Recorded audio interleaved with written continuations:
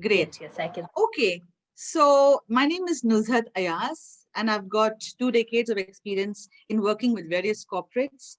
And for the most part, I have played a leadership role, and I've played a role in leadership development, as well as I'm just admitting a participant, Anita.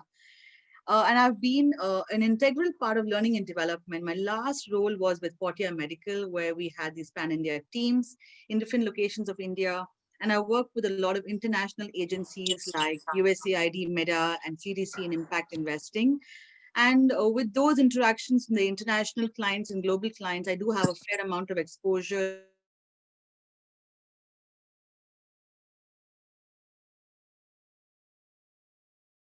influencing skills. Unmute. We can compare and see how is it different as well if you want to take up that kind of a course of discussion. But for today, one of my most favorite topics, and I guess this is also me spilling the beans to share with you that there's one particular skill that every leader must have. And apart from the skill that I'm going to share with you, influencing skill seems to be one of them as well. So let's start off with your question that I have for you. Now, objectives, of course, let's quickly just run through that before I ask the question. So we're going to focus on 3 things today. One is understanding what is the meaning of influencing skills, right? Because all of us know, but what is the actual difference between negotiations and influencing skills, for example? And learn 7 key influencing skills. There are many kinds of influencing skills, but I'll talk about just specifically 7. Plus, please remind me in case we forget to mention this. I like to share 3 learnings from my experience in different corporates, what has worked for me in influencing people and teams and stakeholders. Appreciate the advantages of developing influencing skills. How will you benefit if you develop influencing skills?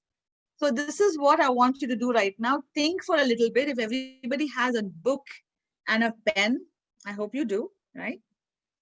Um, think of a time when you needed something. So think back to the earliest time that you were negotiating, right?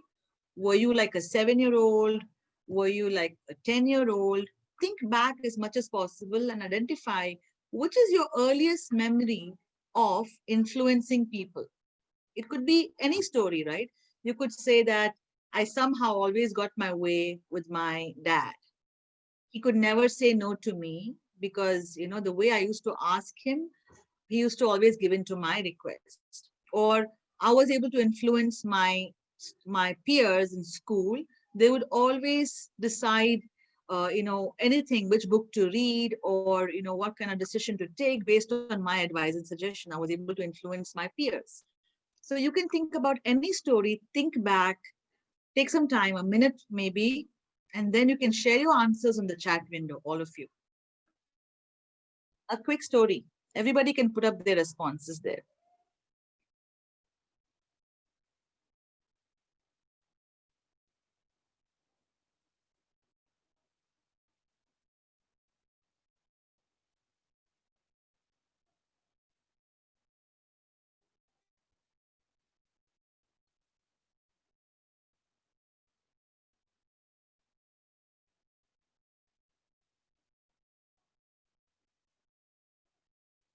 So I'm looking at the chat window for answers. Think about a story. We can also hear 1 or 2 of you. So one of you can also unmute yourself and share a story with me. Would you like me to call out names or somebody wants to volunteer? Swapna, do you remember your earliest memory of influencing someone? How old were you? What did you say or do? I'm just collecting it. Recalling it? Yeah. Niharika, do you remember? Yeah, so I think I was around 4 years old. Okay. And that was the time I think my younger sister was being born. Mm-hmm. And I wanted a Barbie doll. Okay. And that time in India, of course, it was really hard to get a Barbie doll, but I kept Right. asking. Mm-hmm. So that was, I think, would be my earliest memory. Fabulous. You have an elephant's memory. You actually Yeah. remember what you did at 4-year-old. Okay. So what do you think worked over there for you? So I think, of course, because I was in a vulnerable state, I I was sick.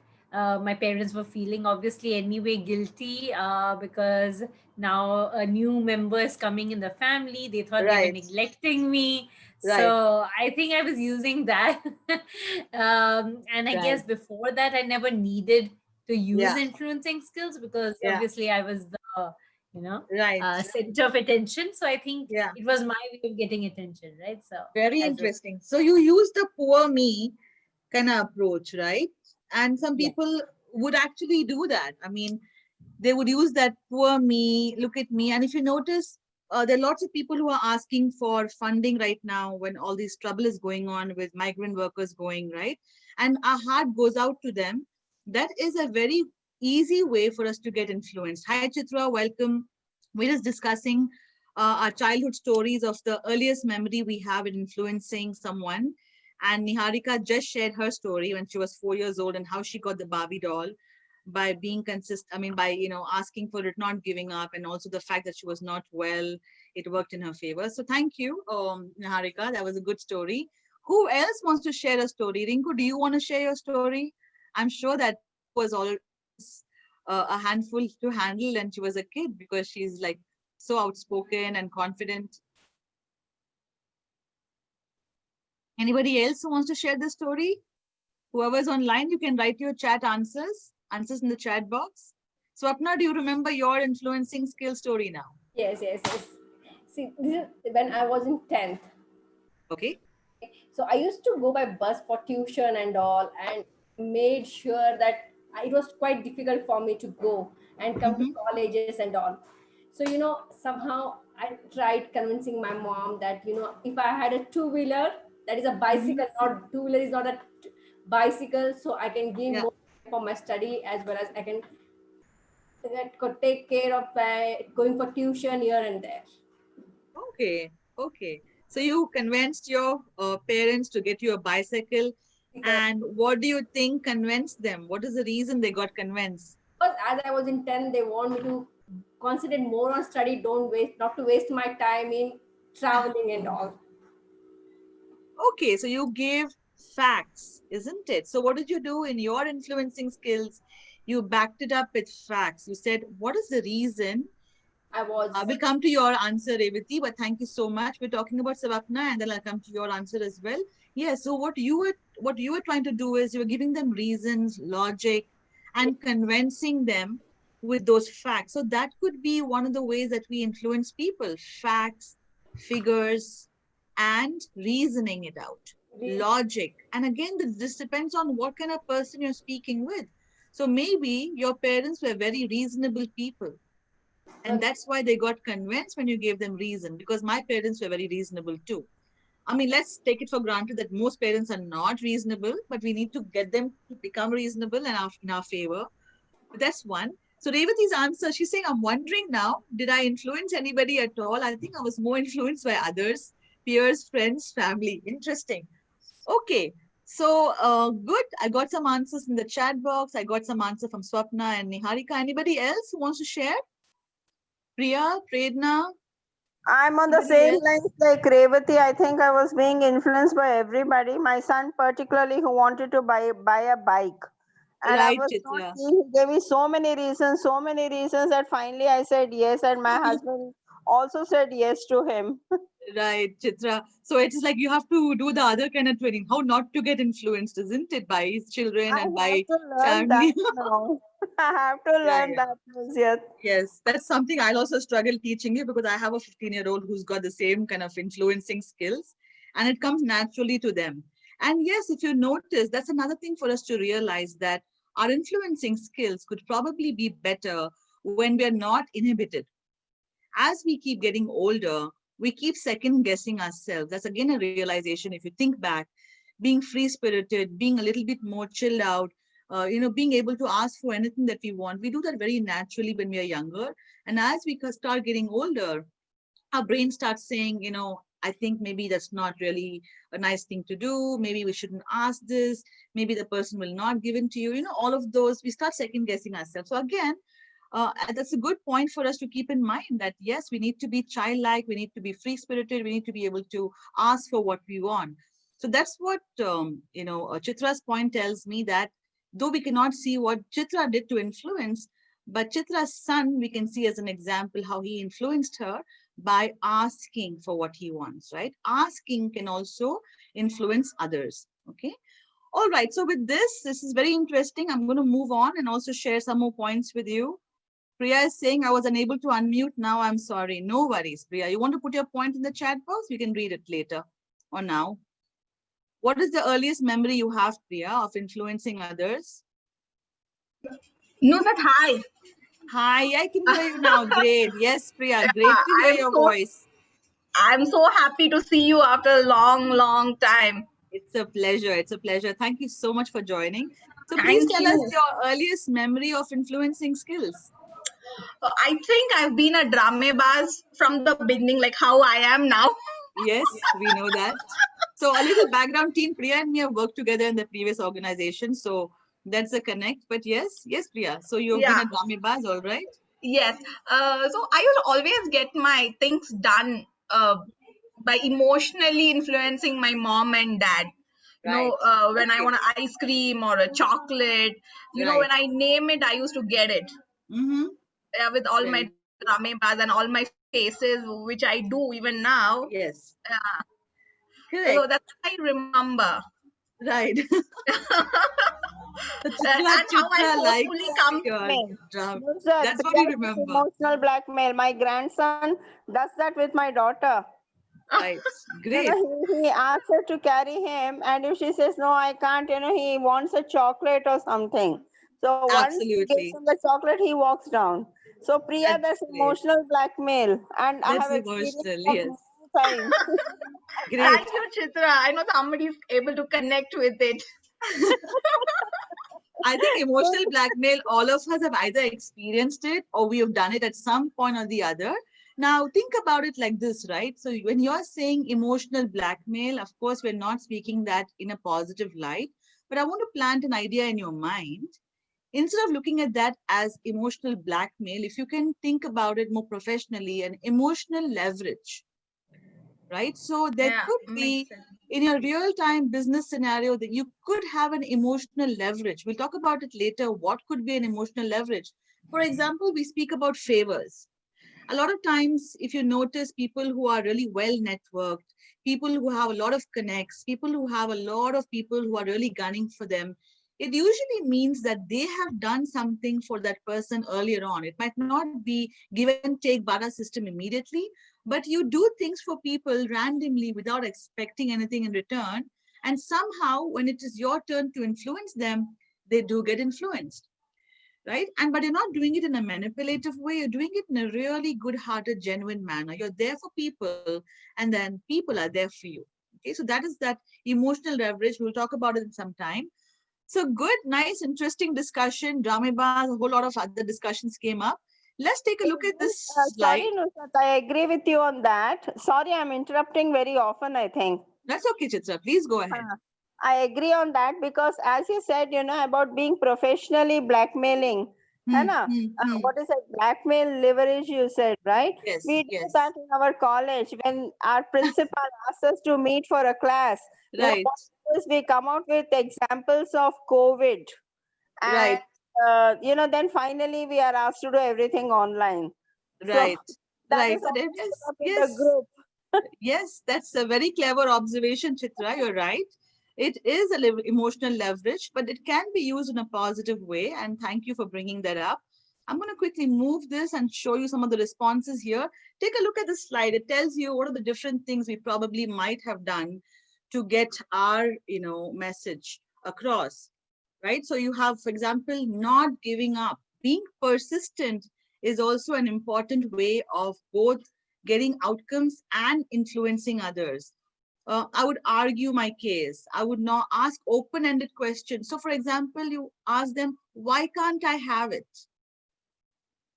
But if you remember Niharika, previous session, the Revati session, she was speaking about open-ended questions as well, right? You ask questions. Suppose somebody is not getting influenced by what you're doing or saying, you can ask them, what are some of the conditions standing in the way before we can go ahead and get a second round of funding?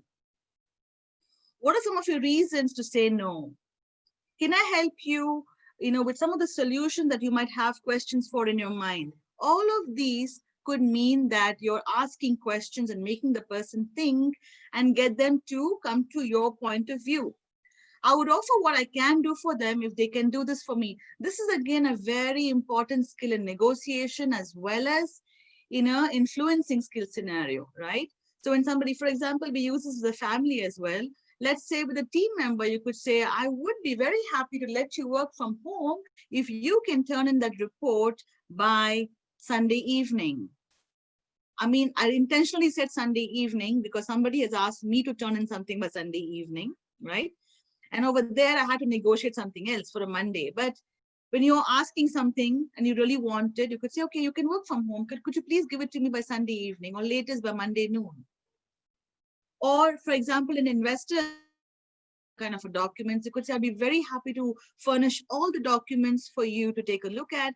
If I am successful in sharing all the documents with you, would you be open to looking at a 20% more investment in the organization? You see, Niharika, when you're having your funding discussions with your founders, that could be one way of approaching it. I would smile and charm them into giving into my request. And we have done that. I have done that. Like I remember my first job was a night shift job. And coming from a Muslim family or any Indian family for that matter, when people were not used to, girls working to start with, when you actually have a girl going at 10 p.m. at night, coming back 7 a.m. in the morning, I had to convince my parents to do that, right? So then I used something which is very, very important skill that everybody as a leader needs to have. And that worked. So please remember, though I'm a daughter of my parents, I actually use leadership skills over there. And that is, I would show them how they can trust me. And most of the time in my influencing, interactions with people, or if you look back anywhere where you got influence because you trusted the source. So the most important skill a leader must have is the ability to be trustworthy. I must trust you that you will not let me down. I must trust in the fact that you always have my back. I must trust in the fact that you are fair. Another particular skill of a leader is to be fair, not to have favoritism. Because in body language, tone of voice, interaction, you could end up showing the favoritism. And as a leader, there is no opportunity for you to show favoritism. Like for me, I would have favorites in my team, but I would not show favoritism. So I had to really work hard. Priya, I think you can actually reflect back on this. So Priya also was one of my favorites because she was this dramebaz. I remember one time when she actually got me flowers for my anniversary. My husband had not got me flowers. Okay. And she got me flowers for my anniversary. So you can imagine how emotional she is. But then it's easy for me to become partial towards her. But I would constantly keep it professional, keep it in check, right? Again, as a leader, to be fair, to be able to, influence. And all these things, your integrity, your qualities can help you influence others. Any questions so far? I'll take a quick pause.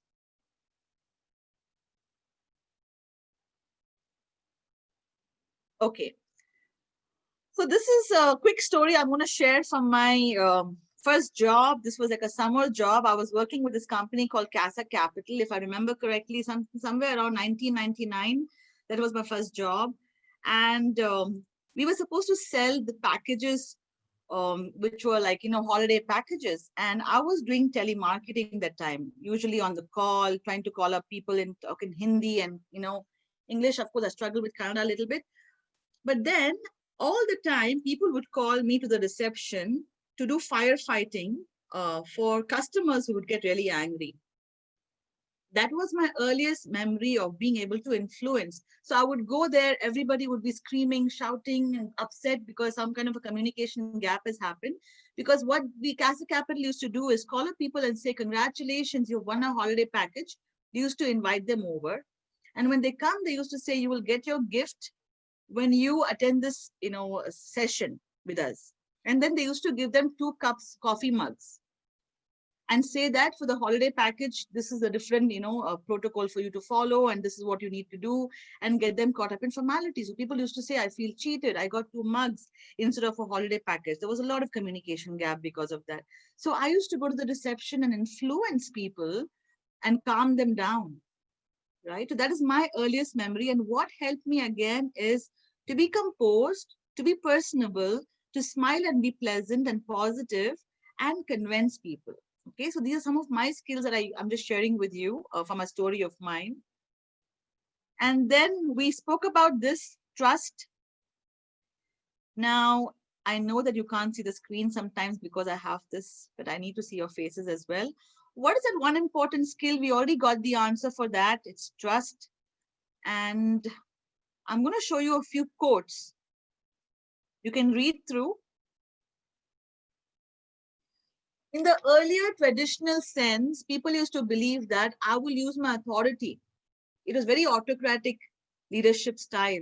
But today, people want to see more of heart, and people want to see more of influence.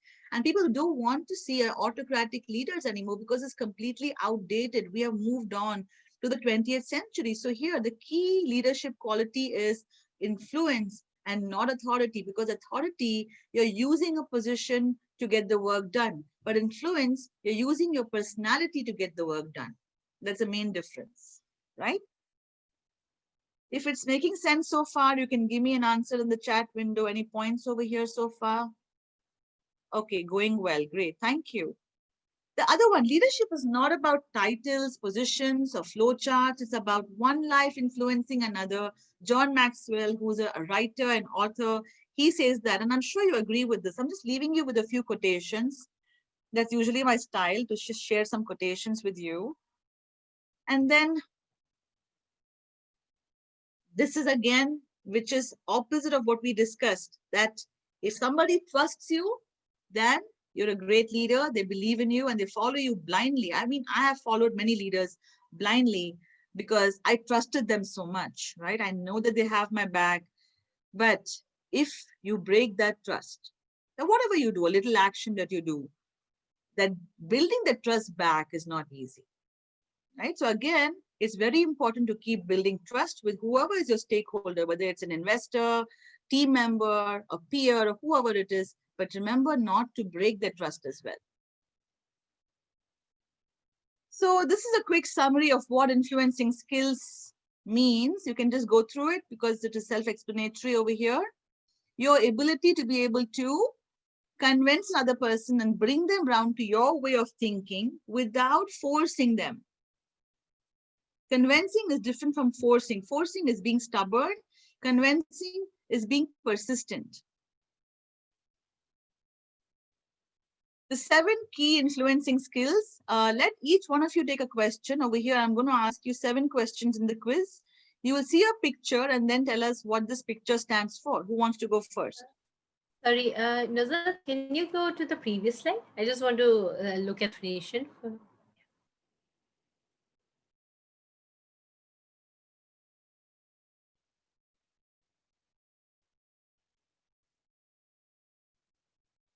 There are 3 points over here for us to remember. Convincing, the ability to get people to your way of thinking without forcing them, and by acknowledging their opinions. These 3 points is what you need to remember. Yes? Okay. All right. So the first question, who wants to go ahead? This is a quiz. Each one of you can answer this quiz question. You have to see the picture and guess what the picture stands for. Why have I got this picture? Explain the picture.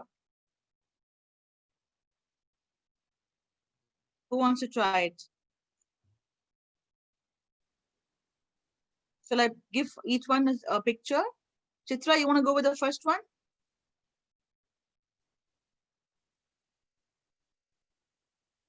Revati? Priya? Is it that there's a lot of money in the deposit and it has to be put in the bank? Correct. But there's nobody in the bank there, anything like that? Yes, you're right. So this is emotional deposit. So building equity, like remember we spoke about emotional leverage. Similar to emotional leverage, you have something called equity, which is your emotional equity in people's minds. So you have performed well, you have been a professional, you have been supportive, you have, done a lot for a particular client. That is emotional equity. And sometimes you go the extra mile and do something the client has not asked you to do out of proactive, will. Again, that means you're putting extra deposit in your bank account. And tomorrow, if you want to go for a Diwali break for 2 days, your client will let you go because he knows or she knows that you have done something extra for them. That is emotional equity. Building relationships is emotional equity. Investing in a relationship is emotional equity. And emotional equity gives you emotional leverage.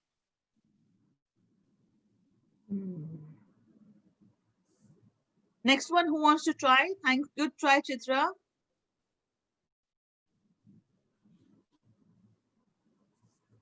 Team, go ahead, unmute yourself. Whoever wants to try can try it, so we don't waste time. Hi, Nuzhat. Can I try? Yes, please. Who's that? This is Anita, and it's so nice to meet you. It's a pleasure, Anita. It's my pleasure too. Please go ahead. What does this picture stand for, Anita? To me, it looks like appealing to your logic. Yes. And reasoning. Correct. That's a very good try. Appealing to your logic and reasoning. However, this picture, what I had in mind when I put this over here, yes, appealing to logic and reasoning is a very important point that we discussed for influencing people. However, here, what I had in mind is envisioning the outcome or playing it out in your mind. So if you're going for an influencing discussion, or imagine Martin Luther King, who was speaking to thousands and thousands of people and inspiring them to respect people of color, he must have planned that speech before he went on stage. And in order for him to do that, he might have imagined what that day is going to be like. It's going to be like a sunny day with clouds in the sky. It's going to be a beautiful day, which is very positive, and people are going to be in love with him, and he's going to be able to influence them, and they're all going to clap after that. You see, you imagine what the day is going to be like, the day you're influencing. Is going to be like a professional day. Your investor is going to be completely open and in awe of your achievements. Your investor is going to be all ready with a checkbook to pay to you. You imagine the best outcome, which gives you great confidence to present yourself. So this is being prepared and having the end in mind. Okay, we discussed this in Revati's session, and I totally agree with that point. And Revati beautifully explained it to us that how important listening is for us to succeed in our negotiation as well as in our outcomes. So here, I guess the answer is very clear. I will not, this is not a quiz anyway because the answer is there. Listen actively. Sorry? Somebody said something? I think she said active listening. Active listening, yes. Yeah. Yes, active listening. So I want to share this with you because I have actually struggled in this particular skill because in my family, everybody speaks a lot, nobody listens. And I had to consciously work on this skill. And today also I'm working on this, right? I mean, to be humble about it. It's not a very easy skill, at least for me. Speaking is easier because you're just sharing what you know. But here's the tip for you. If you listen, you're probably going to hear something new. But if you're speaking, you're saying the same information that you already know. So listening actually adds value to your life because you get to hear something that you don't already know. That's one thing I want to share with you. The other thing is the 3 levels of listening, which Revati also touched upon: listening to respond, listening to understand. The 3rd level is intuitive listening. There, you're at the highest level where you're able to sense the environment, the energy. You're able to read between the lines. You can sense what the person is saying and also what the person is not saying, because sometimes people are not very explicit, but there are lots of clouds of thoughts that you can read if you're listening in really well to the tone of voice, and to the, intuitive listening can actually heighten your sense of awareness. Doesn't happen easily, but yes, it can be worked upon.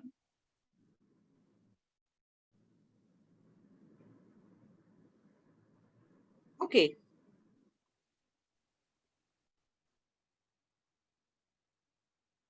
What does this picture stand for? reaching for your goal or running Yeah. to the goal, hopefully. Yes. So we know the bullseye, right? You see the bullseye, and this guy is rushing straight towards the center point of the bullseye, which is to have a clear outcome defined. For both influencing people, you need to know what is your vision and what you want as an outcome. For example, my vision could be that I want somebody to step into a new leadership role. And I have to inspire this person to step into that particular role and perform. And that adds value to his life or her life, and also adds value to the organization. So I have a clear objective defined. In order for me to do that, I'm going to speak with him or her. I'm going to interact with him or her, get to understand what their dreams and aspirations and journey is all about, and then inspire this person to move towards this defined goal. So without goal, trying to influence is almost like, being blindfolded. You don't know where you're headed. That's why when you're a leader, you have a clear vision of what you want for the organization, yourself, and people. It's easier for you to achieve that goal. Okay. So here, have a clear outcome defined before you start influencing people. What do you want them to do? This applies to both negotiation and influencing. What is the ideal case scenario, minimum case scenario? What do you want? And also understand and align the common goals and differences. Is this going fine so far? Give me a message in the chat box. Is it too fast? Was something else you want to share with me? Am I missing out any messages in the chat box? It's all fine? Give me all right, okay, good, so far, if it's fine. Okay, Swapna, it's fine, it's going fine. So I'll continue then. Great. Thank you so much. Great. I'll continue. So here, fifth point. Fifth point, again, is not a quiz question, is more like an answer I've given you here. We spoke about relationship. We spoke about emotional equity. Now, emotional equity is a little different from rapport. Let me ask you this question. Let's see who wants to answer. How is rapport different from emotional equity? That's your question. Let me type that question for you. Should I try attempting? Yes, please. Who's that? Niharika. Yes, Niharika, please go ahead. Okay. So in emotional equity, you might have done something, or you have a previous relationship with the person, or you have basically invested into that relationship. Right. In building rapport, you are basically might be meeting a new person, and you're trying to actually build some common ground. And I think you're trying to connect to that person for the first time. So that's what I feel is the difference. Yeah, great. I think very well put. I would give you full points for that. Very well explained as well. Any other thoughts in the chat box you want to give me before I can also go ahead and share some points with you? Perfect. Okay, great. All right. So, yes, Niharika, I agree with you. It is finding common grounds. One major difference, if you look back in your own life, you have a great rapport with a few people, that particular cousin of yours, or that particular colleague of yours, or that particular boss of yours, or anybody in your life that you have a great rapport with. If you identify that relationship has lots of common ground and similarities, right? So if I have similar beliefs like yours, so if I'm a traditional person, my outlook to life is similar, I'm a spiritualist, chances are I have a great rapport with this particular person. Or somebody is a non-vegetarian, and the other person also is non-vegetarian, they can actually have a discussion and go to KFC together. Again, common ground, common interest. People who are similar, that's why they say birds of a feather flock together, right? So here, common ground helps you build rapport. Now, how do you build rapport with somebody you don't have a common ground with? Is the most difficult and daunting task for leaders. You're a leader, let's say a young leader, okay, and you're interacting with somebody who's much older than you. The sports they play, the kind of news they follow, the kind of programs they watch, everything is different between you and them. How can you find common ground, right? What are some of the things which are similar about you both as a person, and what are some of the perspectives that you have which are similar? For example, You could have similar perspective in business. Both of you have high standards of integrity, honesty, and business ethics. You could have a discussion around that. And then that person feels, hey, she is exactly like me. I want to invest in her company. Okay. Is that good? Yeah, so I think Yes. Nuzhat, so I want to ask you, how would you do that? So one way I normally do is, say, if I'm meeting a new person, I would go on their LinkedIn profile, try to see if there's any kind of common kind of cities, or say any thing they've studied which is similar, or say that they have a common kind of groups they're part of, etc. Right? So would that, or what other ways would you suggest? I think that's pretty much it. So, for example, somebody is in Delhi, like this happened just some time back when I had a program with some people in Delhi and a pan-India kind of a presence, but majority of them were Hindi-speaking people. And the client told me, is it possible for you to speak in Hindi, right? And though it was a very easy way for me to build common ground, I didn't want to do that because I will not be fair. So I had a decision to make. Do I want to build common ground and rapport with 80% of my participant, or want to be fair to 100%? It was very easy for me to win over 80%, but I don't want to lose the 20%. So I chose not to speak in Hindi. You see, but then I spoke about the weather. I spoke about working from home. I mean, this is something which actually the world has become really small now because you're globally connected. And COVID, you can connect through COVID. I think everyone has their stories, right? So yes, COVID stories you can do, or you can also speak about, instead of speaking COVID because it starts off with a negative note, you can also say how exciting a journey it has been. What have you learned? What have you reflected upon? And what are some of your realizations through this particular phase? And how you have become more mindful, more helpful, more empathetic, and what you have done. And how you really see a lot of positivity also. While there's a lot of things that are not going well in the world, let's speak about positive, especially when you're building rapport with a client, right? That's how I usually keep it. So I want to actually one example, just so like when I was around 21 years old, when maybe that was just a few years back. So that time I had just come from Canada. I just graduated, and I had to connect to professional marketing men. Okay, so I had to do training session for them. Now, of course, firstly, the fact that someone internationally was coming to train them, they were already kind of tuned out. Second is the fact that I was a woman in the marketing domain or that area. So quite a lot of resistance to listen. So, and the third would be English versus Hindi, right? The fact that I'm more comfortable in English versus Hindi. So then I thought, like, okay, if they, so sometimes can you use, like, so what I did was, because I knew that they might not get influenced by me initially, I kind of used their marketing managers who they were already connected to as part of my storyline or my training program, so that they connect to me during that. So once they saw that I have a good rapport with, say, their managers who they like, they started actually connecting more with. Right.